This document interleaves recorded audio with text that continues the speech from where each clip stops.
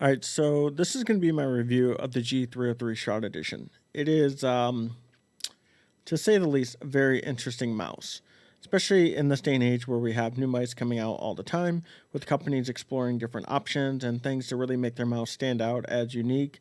The G303 Shroud Edition really is a simple take on the classic G303 standard.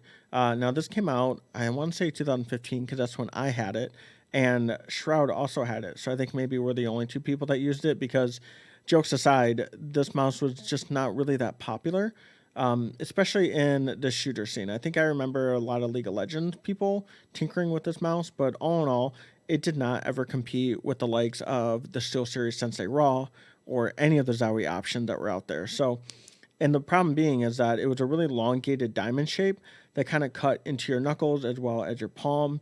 And by cut, I mean it just wasn't really the biggest form factor out there when ergos like, the ones from Zowie and whatnot were really kind of reigning supreme. So Logitech to release a medium size elongated diamond mouse with weird side buttons and whatnot, it was definitely a stretch to find folks that did like this. But in fast forward of 2021, Logitech did release this, and I've had this since the 23rd, I want to say, of November. Essentially, it's going to be similar, but not the same. It's going to have the same similar shape of that diamond, but they did make some changes to it as it is a lot more rounded on the inside of the palm here. So it doesn't feel as uncomfortable when it's resting in that grip form. And keep in mind, I've only been using this exclusively with a relaxed or an aggressive claw shape. You can't really fingertip it with the hump on the back end here. It kind of gets in the way of fingertipping. You can palm grip it, but with my hand size of 19 by 10, I kind of felt it was a little too small of a mouse to just kind of be in that palm grip style. Not to mention, I don't really think there's a lot of palm grippers out there anymore. And if they are, they're kind of using a large ergo anyway. So this probably isn't going to be something that they're going to be looking at. But either way, with the shape of that diamond, it doesn't have the safe roundness of, say, the Superlight or the G Pro, or even something like the XM1. There is a lot of roundedness to this on the side buttons and the slope going up to that super high hump in the back. This is one of my favorite mice. This is the XM1 RGB version. If you are someone that is a claw gripper looking for something different, this might be up your alley. I always say might though, because with the G303, it's such a polarizing shape. Those folks I know that love the Razer Viper Mini or the G305, even the Xtrfy XM1, even though that's a very odd shape, it works for them and they can adjust to it pretty easily with the rear hump. But with the G303, even though it has that rear hump, it's the rest of the mouse that kind of makes up for a cause of concern for a lot of folks that don't want to be too drastic of a change in a shape. But this is really how I'm going to constantly hold it. And so looking at it, I'm going to have my pinky right at the edge here. And with that and this part going into the inside of my knuckle, this kind of helps me control the mouse completely, whether it be just something in a relaxed state or if I'm really playing aggressive in a shooter. And it works well for me. However, with other mice where if you're playing in a claw grip and you need to go to a finger or a palm, you can easily adjust that by just pushing out with the mouse. You can't really do that with the Shroud Edition. Even though Logitech did widen the mouse, it is a lot more wider than the standard one. So it kind of makes up for that overly too narrow shape.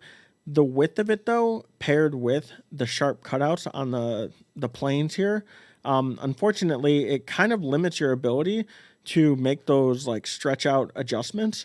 And on top of that, the side buttons are not on their own, they are on their very own plane. So they're on their own side here, separate from the thumb. And a lot of folks do like having a thumb rest where it's not going to be intrusive on the side buttons, and that's fine.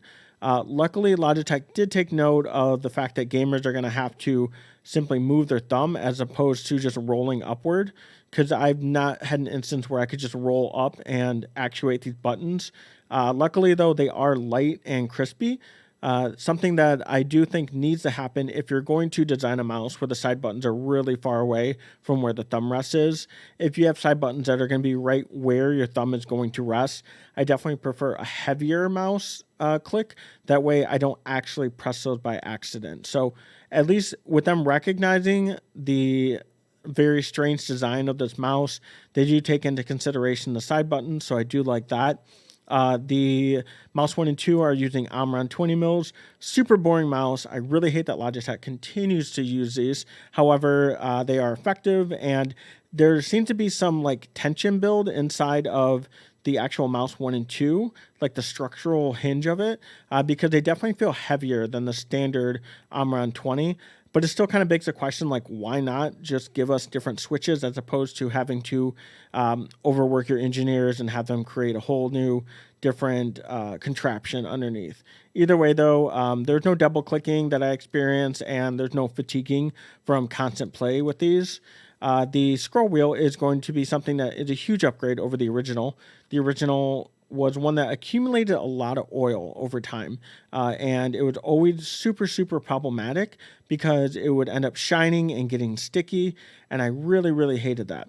Luckily, with the Shroud Edition, that is not the case. It is a much wider rubber mouse. And it also has no thread on it. It's just solid rubber. And it had not accumulated any oil, lint, dust, anything like that, which is really nice. So it still looks brand new out of the box after over a month. So bravo to them on that improvement.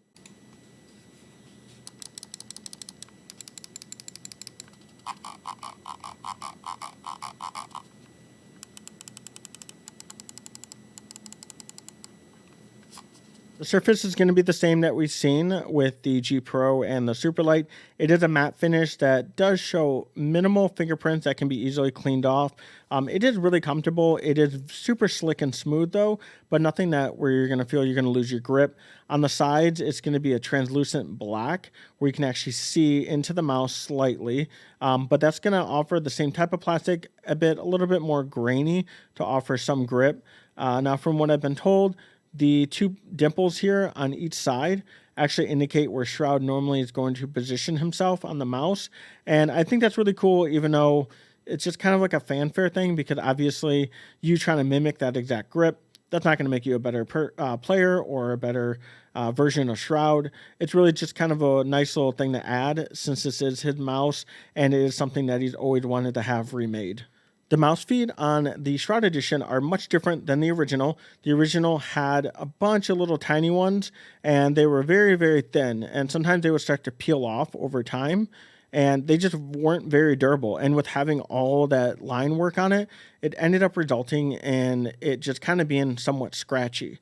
So they did the same with, say, the Superlight by adding a much larger surface area to it. And you would think that, well, that's going to result in larger surface area, equating to a lot more friction, but these glide exceptionally well. They are rounded and tapered along the edges so they don't snag on anything. I will say, I believe my copy might have some issues. If you notice the light kind of bouncing around the very center of the back one, there seems to be some warping on the chassis of my copy. So I'm waiting to get a replacement, and hopefully that's just kind of a one-off situation because there's a lot of wear on the back end here, but not a lot of wear around where the surface is not meeting the mouse pad. The battery life is like 75 hours on a regular charge. I've had this for over a month.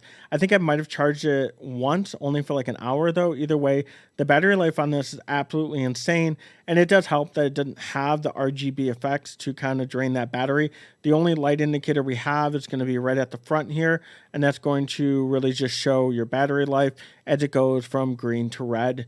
We do have a USB-C connection, which is nice. I know it's kind of a meme, but it is nice to have a USB-C connection as it does offer more durability over a micro USB. It does charge a little bit faster as well. Not to mention more and more devices we're all buying have USB-C. So if I were to lose this cable, I have no problem using whatever I have in my drawer. Speaking of the battery though, this does use the Hero 25K sensor, and that sensor is known to perform exceptionally well while maintaining a super long battery life, and such is the case with the Shroud Edition of the G303. I've not had any issues with the sensor. The one thing I do wish though is I wish the sensor was at the center of the mouse as opposed to the bottom. Because I did notice my playthrough with this is that most of the mice that I'm using, the sensors are right in the dead center. So my muscle memory when I'm swiping or whatever it may be, I always kind of know how much I need to move, like how many inches I need to move on a mouse pad to know where my sensor is going to be. And you have to adapt a little bit with this because let's say if we're swiping this way, well, if the center point is always going to be the same for most mice, but not the G303, it's going to be a little inward. Well, then that's using less of a surface area to reach to the same point A to point B. And that can kind of throw your muscle memory off. I used to think it was like a placebo thing, and it really was just a dumb little complaint people had. But I think after using this more and more, I recognized it.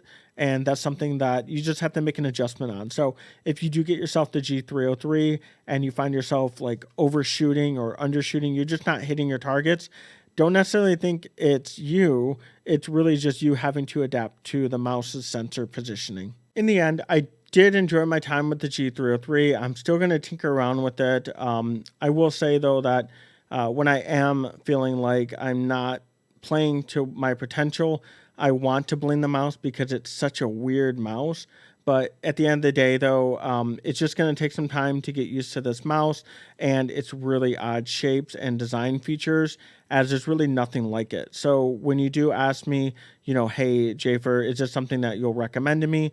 I would say yes and no. I couldn't give you a distinctive answer. Like if someone had a Razer Viper Mini and they wanted something a little bigger, I would immediately say go for, the XM1 because they're going to have some similarities. There's really no similarities to this mouse other than just a nice rear hump that would work well with claw grip. But outside of that, it might not work well with your claw grip given how wide it is with those dimensions. So it's a very interesting mouse, and if you're able to get yourself one, definitely give it some time and some patience, I would say, because it's pretty unique. Yeah, but other than that, though, I am excited that Logitech had brought this back, and I'd like to see them release a G703 Superlight. Like, please, for the love of God, as well as a brand new updated MMO mouse. If they could revisit their older portfolio and bring us some new stuff, that would be awesome to see. But other than that, though, I do appreciate you watching the video. If you did like it, please throw a like. And of course, subscription means a ton to me. Until next time, you guys stay safe and Happy New Year.